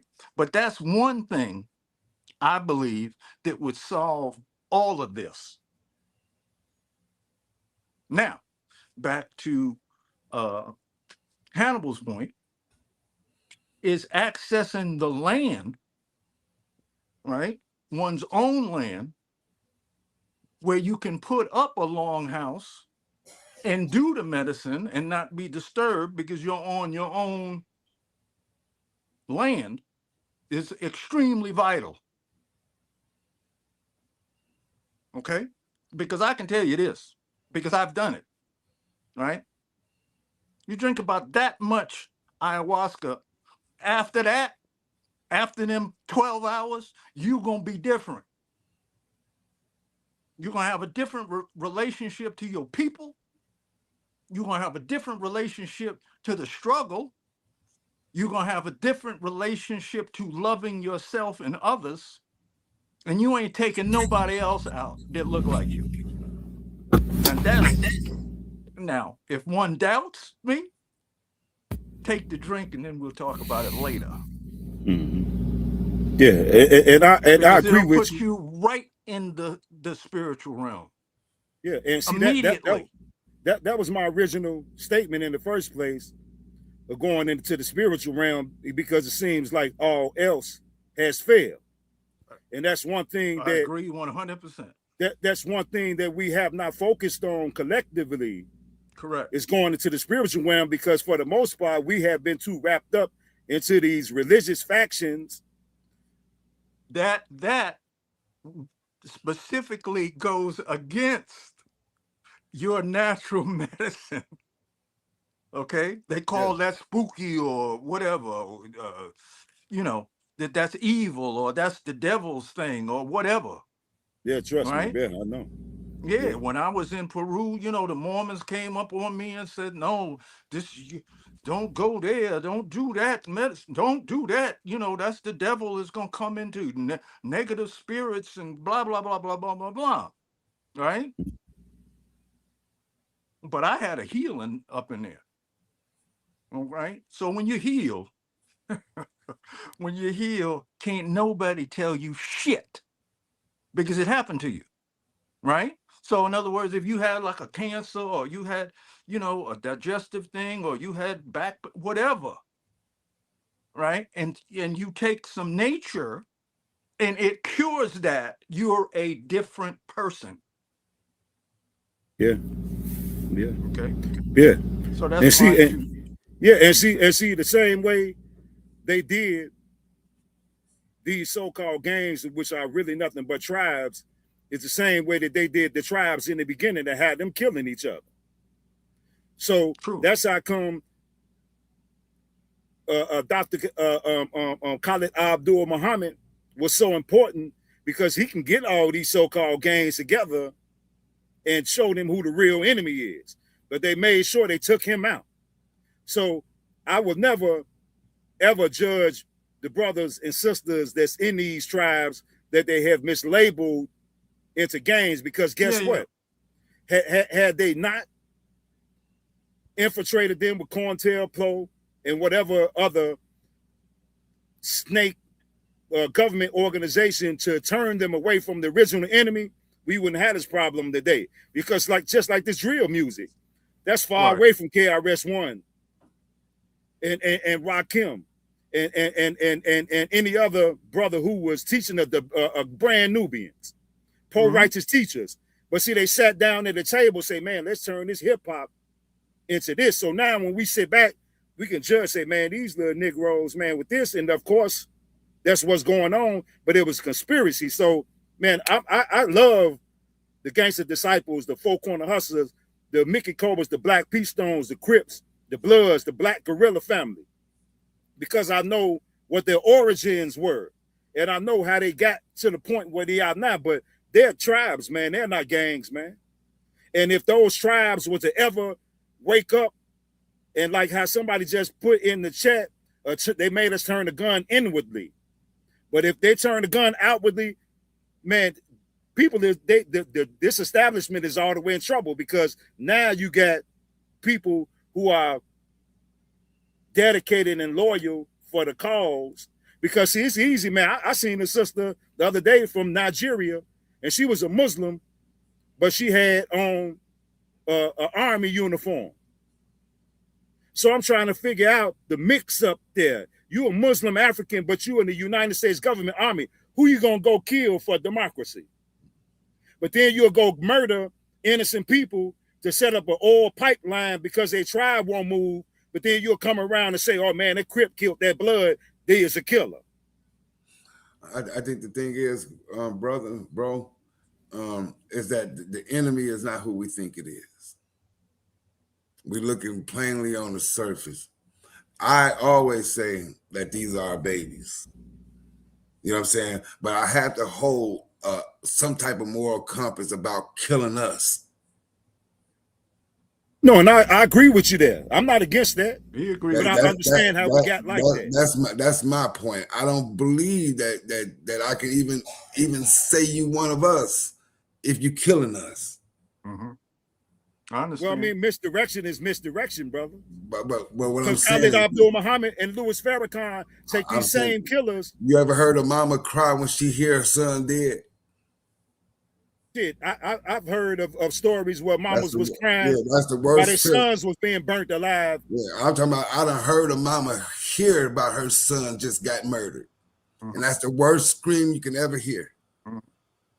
And to see that somebody that look like him, that's in that's call themselves hustling or whatever doing, that's did it to him. Well, shit, just imagine.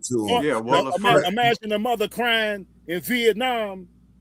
But I'm just saying, though, it just takes away. It takes away that mama's pain. Okay, just away the grandmother who cried when the police busted their house in Detroit and blew the little 7-year-old girl head off. I'm talking about. You know what? That police. You know what I mean? He got exonerated. Nothing happened to him. I'm talking about. But you know what? You know what I mean? My families cry from other people killing their boys in Detroit that look like them. Mm-hmm. But see, what I'm saying it was somebody that killed that. Well, no, I ain't justifying nothing. Yeah, I see what you're saying. When are we gonna stop? When are we gonna stop killing each other? That's what I'm saying.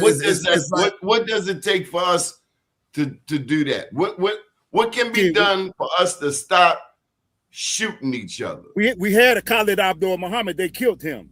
No, not the past. Right now. Oh, well, shit. I mean, we need some more of that, man.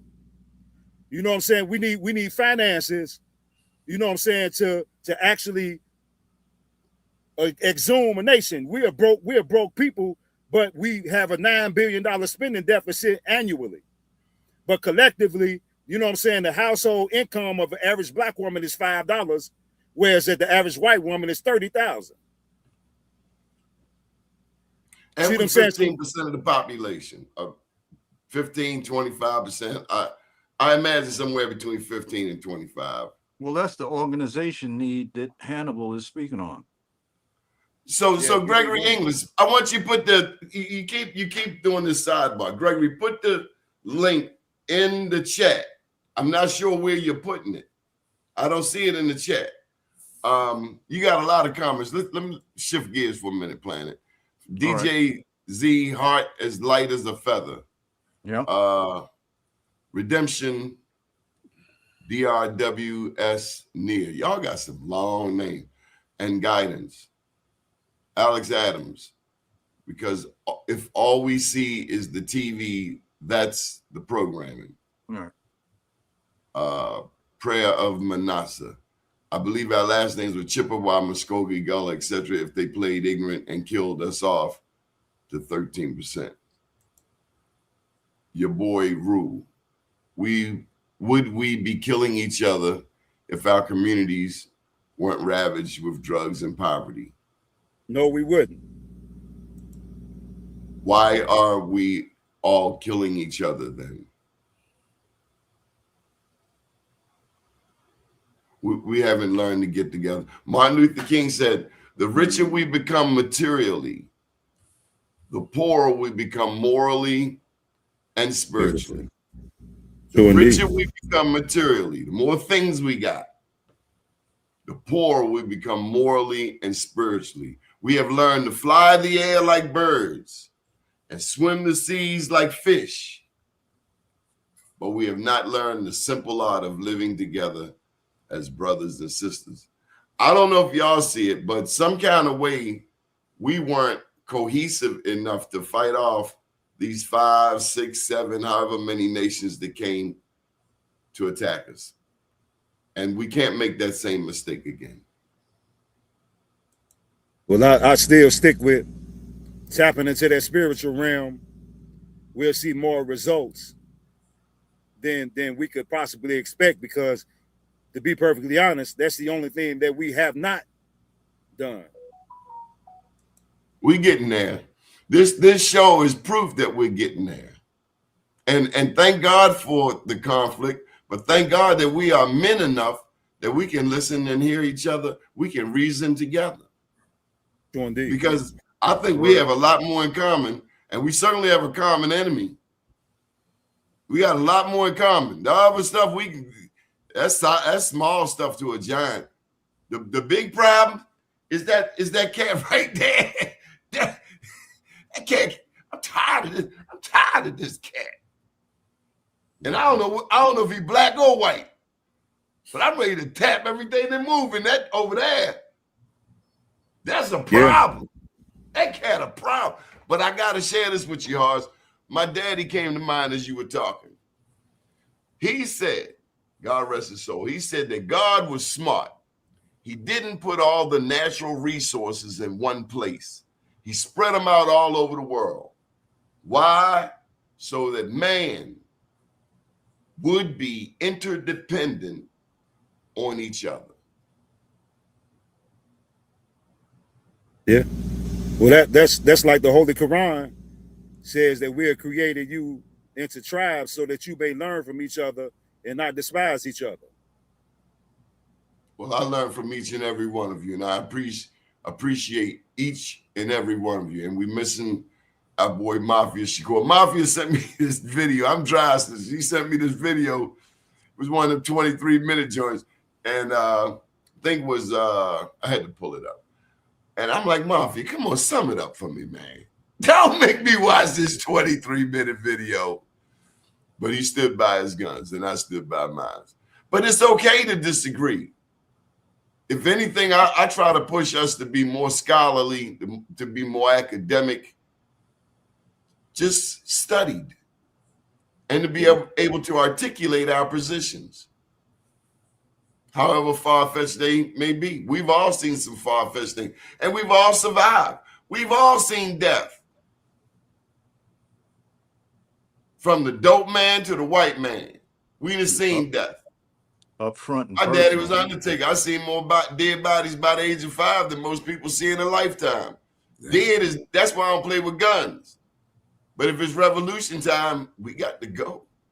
Hey, I want to say something in defense to the almighty vice lords and almighty black peace stones, and the Mickey Cobras, who formerly known as Egyptian Cobras, who were boxed into different corners of the city by the Irish, the Italians, the Polish, and the Jews. They formed these tribes as a protection to protect their communities, no different than what my brothers and sisters on the West Coast did with the Crips and the Bloods. And the Black Guerrilla family being an offshoot from the Black Panthers once they started killing them off. So originally, these so-called gangs that we frown upon today because of their misguidance and their privatization, they were brought about to protect the community and to fight anybody. Because, man, let me tell you something, man. In Chicago, in Bridgeport, on 47th, between 47th Street and 35th and State Street, going all the way back past Halsted, man, they killed so many black people over there in that neighborhood that Daly was from, and nobody ever went to jail since the 20s. So now the Mickey Cobras ended up on the Princeton side of the tracks. They wasn't playing with them white boys over there. But now they going to war with each other and other little gangs in the city. So now we can sit back and say, oh, man, these gang banging niggas right there. But, man, they was infiltrated heavy, man, to become what they are today. So I still respect them from their inception. Respect.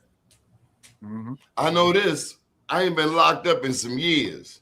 But I know this. One old cat went over to jail. They call it the bookings, booking, central booking. They say, Jack, you got to know somebody to make a phone call. Or you got to be all dog. Because the hoppers control the phones. It's a different day in jail. True indeed. Well, like I said on, I believe the first show that I was on with y'all, we have to stop killing each other.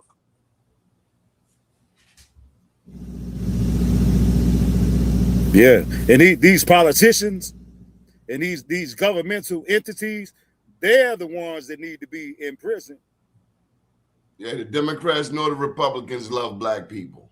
The Democrats, they love black people around election time. But after that, when all the policies go down, they push black people to the back of the line. The same happens in the LGBTQ community. You got blacks out front to get some legislation passed. And when it finally happened, then white people come out of there, take their hoods off and tell them black people, or actually put their hoods back on, telling black people, gay and lesbian, kick rocks, transgender too, kick rocks. We know what America is. And we know they try to divide us in every possible way. Minister Louis Farrakhan said it on the day of the Million Man March, the Willie Lynch speech. Light skin versus dark skin, old versus young, male versus female, east side versus west side, AKAs versus Delta, and on and on and on and on. But we smarter than that now. We're wiser than that. We're more grounded. We're reconnected, and the young people are leading the way. But the elders are still necessary, absolutely necessary, because the elders carry the tradition. And we got some basic traditions. No matter where you at, if you're melanated, you already know before you eat, you're going to do what? Wash your hands. And pray. Yeah. And then what? And, He said and pray. Say grace. 4 different tribes, everybody say grace. Hannibal, I know you saying grace. I know you saying something over your food. You're going to speak life over that food. Y'all know it. Yeah, my uncle used to keep it short and sweet. He'd say, good Lord, good meat, good food, let's eat. The Muslims say Bismillah. And you like, with the rest of the grace. That's it. In the name of God. But speaking life over, that's what we do. Can't nothing divide us, man. Can't nothing divide us. We didn't come too far. We represent long lines of our people right here on this land. Horace say, and Horace, you got me saying it. We've been here millions of years. You got me saying it, Horace. I ain't want to confess, but you got me saying it. I don't know why I'm saying it, Horace. It's okay. We have been here, man. I say we've been here millions of years. We was here before Adam. Mm-hmm. Wow. And Eve. Big you got that right. Big ups to the panel. I think it's time for that bowl, man. Okay. I wish I could hold that bowl, man, and just hit that jump. Boom, one good time. Hannibal, you feel me? I want to boom. Okay, let's go to that deep place where we all connect. All right. So I want to ask the panel and the people to look around your room where you are right now and look at everything you see, the little table or this, or your guitar, or your table, your chairs. And I want you to know that every last one of the things that you're looking at first came from thought. It wasn't here before. It's all came from thought. And thought is invisible. So from the invisible comes the visible. So let's go to that place, that invisible place, where we all connect.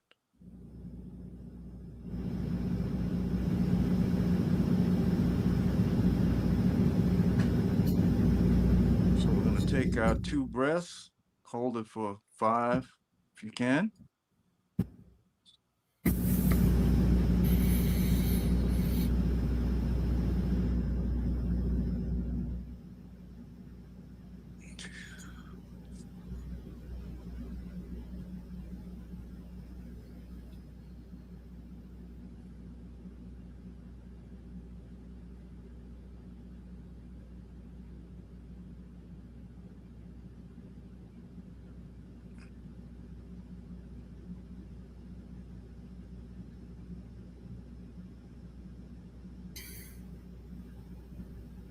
Put all your thoughts, your mental calisthenics, put all of your programming, put all of it aside for a minute. And let's go into stillness where we all connect.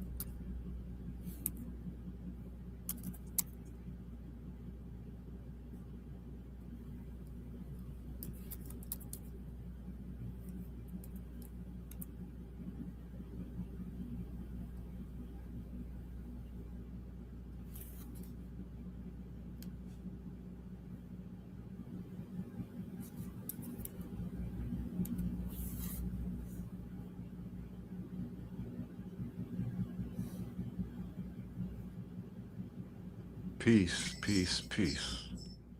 Peace.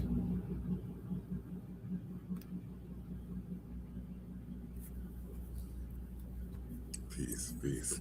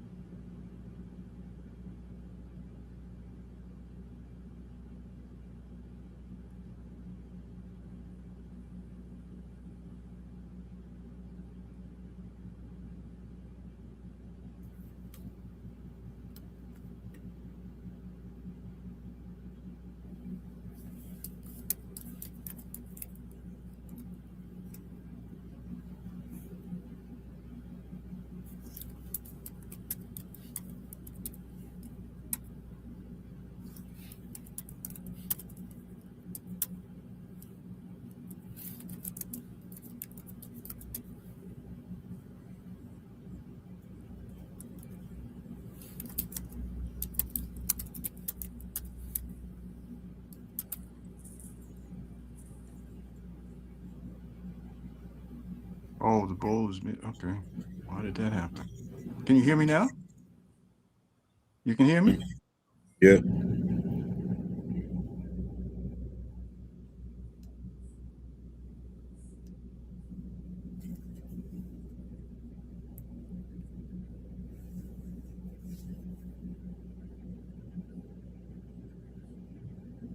Can't hear the bowl, Planet.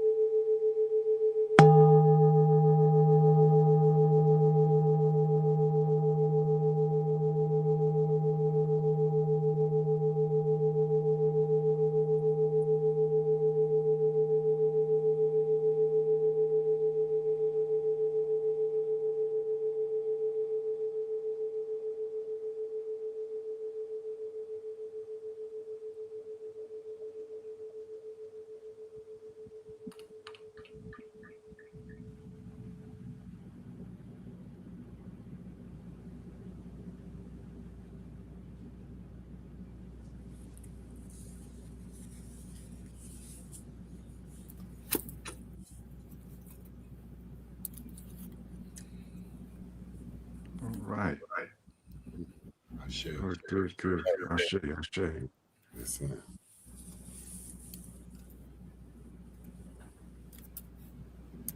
And that stillness is that unity. Hmm?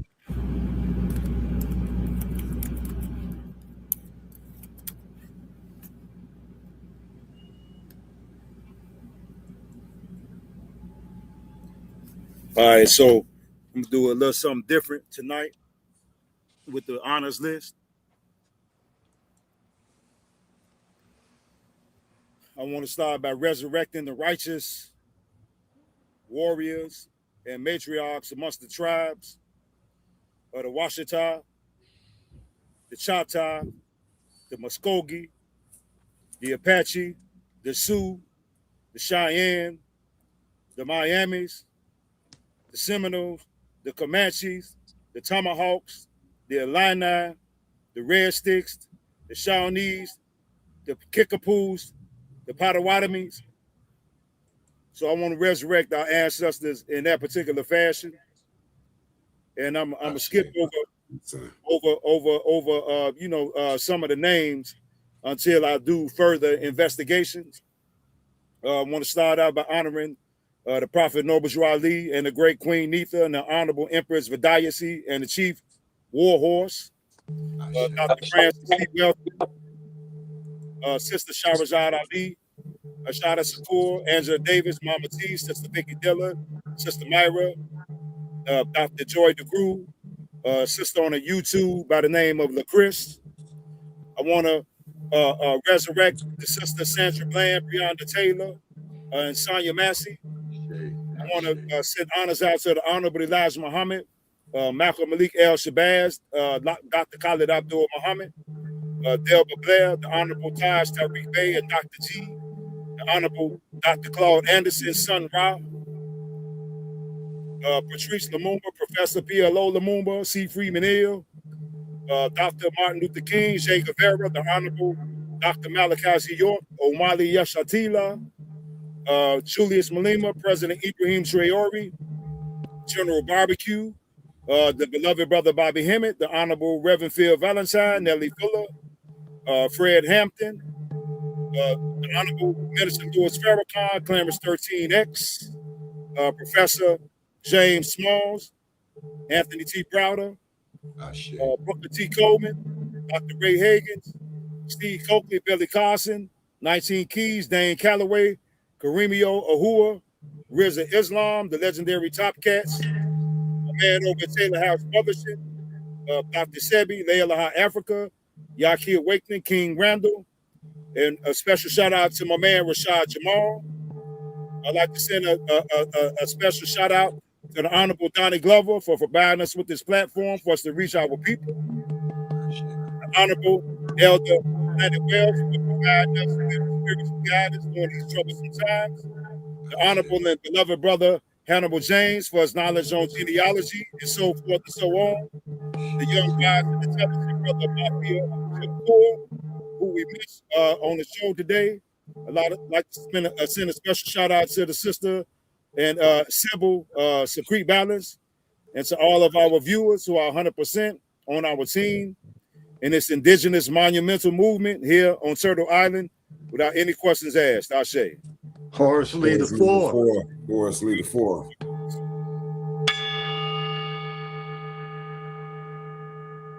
Hars, you gotta acknowledge the gangs. Oh, okay. I want to send a special shout out to the Four Corner Hustlers, the Vice Lords, the Black Peace Stones, the Mickey Cobras, the New Breeds, who are better known as Triple L's, and the Black Souls, as well as the Crips and the Bloods, all factions, on all cities, all states, Chicago, LA, Mississippi, St. Louis, Birmingham, Alabama, North Carolina, Rhode Island, Baltimore, New York, New Jersey, and so forth and so on. Shout out to the people in the chat. Big Ma Baby, Mr. Parallel, you have been a joy tonight. You've kept it 100. The bell works. DJ Z, as always, Big Ma Baby. You Feel Me TV 6784, welcome. DJ Sweetness. Redemption DRWS near. That's a long one. Redemption Dr. WS draws near. Redemption draws near. Okay. I got you. I knew you make something out of it. And let me just say, hey man, I gotta throw this in here. Hold up.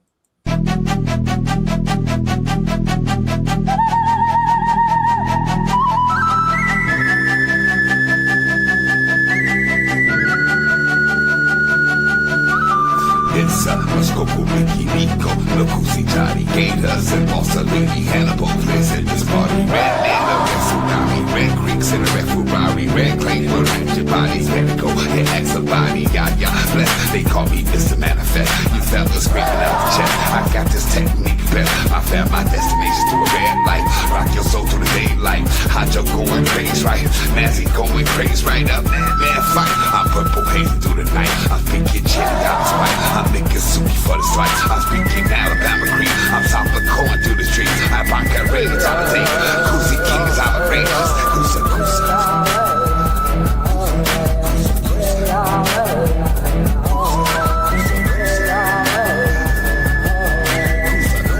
I'm talking, they call me equal to Sanuki. Like a flame, like a dude. In the field, such a core. And I got something funny.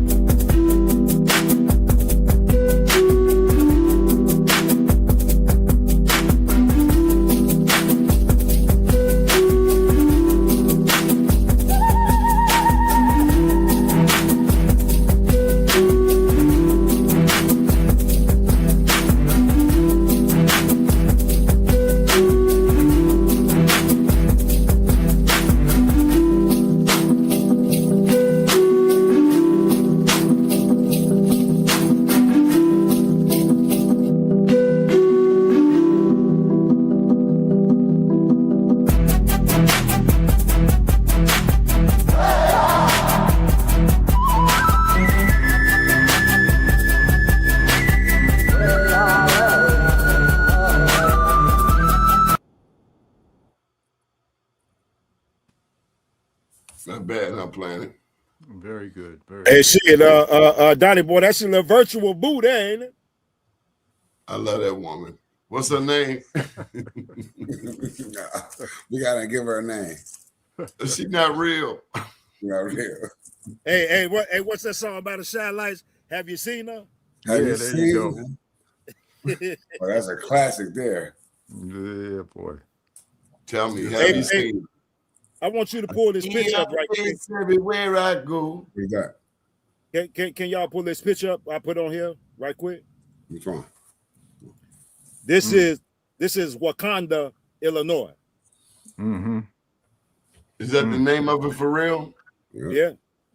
Mm-hmm. Yeah. Ain't that by the Cahokia Mounds? Ain't that's part of that system or the Hopewell You know what, Mounds? man? When I looked at the map, it seemed like it was going in the direction of like in a northwestern direction, like either towards Wisconsin or Iowa. But you know, the Cahokia is south 14 miles from St. Louis. Right.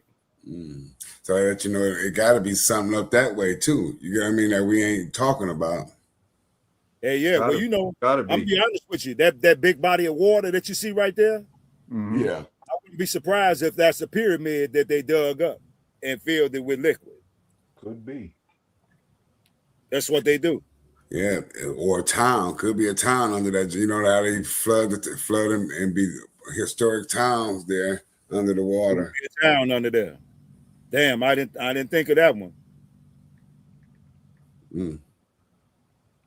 They said that it's 30 something of those towns like that where there were black communities that they killed the people, bulldozed and turned them into lakes. Right. What's that? In Alabama, I think it's Lake Martin. I think that was called Oscarville at one time. Damn. Mhm. Yeah, man. That's deep. Y'all done told me something I had no idea, brother. This is Wakanda, Illinois. Yeah. That's what I'm saying. I made the Blow reference. me down. Made the reference to, you know, a jaguar, a black panther ain't nothing but a black jaguar. So it's Right. basically the same creation story of the Mayans. You know, that the Mayans said they go to death, to hell, and it was the same thing in the Black Panther that he went to the other side, to like purgatory where his ancestors were. Yeah, well, you know, I know the term purgatory, it pretty much associated with a place of torture and suffering. Right. And that's what they were saying, that the Maya was saying. And they origin story said that they was it was torture and all that type of stuff, and it was a jaguar and a bat that helped them get out of that situation. Mm-hmm. So that's why you see them, you see a lot of the Mayans with the head of a jaguar, you know what I mean? Or some of them bats, you got the bat clan and you got the jaguar clans and stuff like that.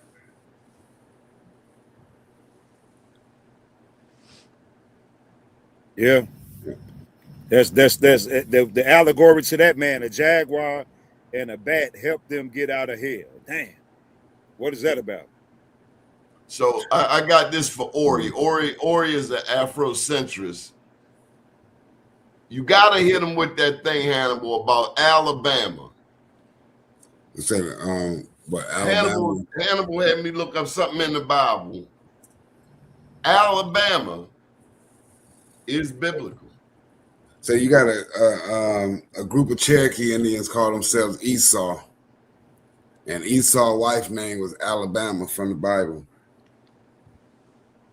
So Ori, you really got to open up your mind a bit, because I think you're so stuck on the Africa thing, and I get it. And the young person was asking in the chat earlier, why were we, and I won't say y'all, but I know a lot of people I know were influenced by Afrocentric thought leaders, speakers all my life, and I don't apologize for that. But I find it very, very fulfilling to have a better understanding of our people's connection to this land. That is exciting. That is exciting. I don't know I don't know a fraction of the names I don't know, but it is exciting to see so many people all over the country. I got videos in my feed, Hannibal, all day long. Just feed after clip after clip. And once you start looking at them, the algorithm will keep sending them to you. Everybody talking about their indigeneity. Everybody. That's the hottest. Hey man, that's the hottest topic on the internet. Like I said, besides, the Bears going to the Super Bowl. Well, and big ups to your Bears. Big ups to your Bears. And also big ups to the dude that kicked this series off with me, Mike Lane. We had some differences, but look at the good that has come out of that show. We're here. That was August 15th. September, October, November, December. We 5 months in. And we touching people all over the country, including right here in Baltimore. And it's funny for me because as this show was popular, them local people saying, we seen your show. And it's like, we've been there a long time, but I'm glad you finally got here. Mm-hmm. But it ain't about me. It's really about us. And Planet, I'm a bow out to you and give you the final word before we close on out. Anything you want to say? Well, peace and blessings. And I think, in terms of the last comment about Africa, one of the things that we have in common is that we're both indigenous. So we're not denying their indigenous nature, nor are we open for anyone to deny our indigenous nature.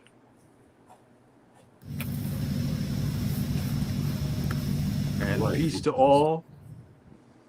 And we've got to stop killing each other. Right? And I was deep in New York, and I had a car accident, and I met a guy who had been doing shamanic research in Peru, and he suggested I take some medicine from Peru, and I got a little small settlement from the car accident. Didn't repair the car, but I went to Peru, took some medicine, and it healed me. So it physically healed me and opened a window into the ancestral and spiritual realm. And that's one way. There are other ways. The bowl helps. Your because it's in you. It's in you. But the physical medicine, there are different medicines, right? I didn't know how I was going to get to Peru, but I did. And I went into Amazon and I did what I did. So, no matter what your situation is, anything is possible. Keep your mind open because this is a big, big, big story, and everybody got a little piece, and everybody needs a little piece.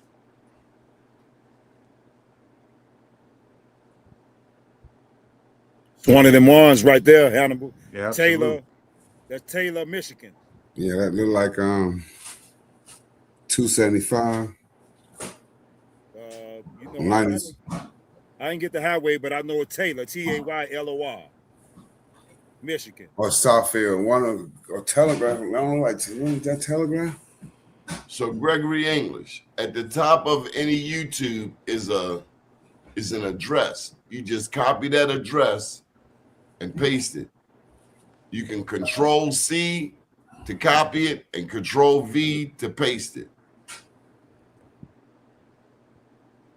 Or you can right click, copy and paste.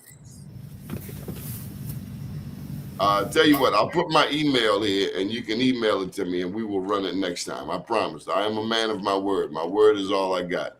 Just like these men on here.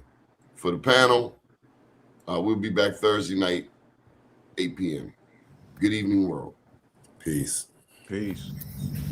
Peace.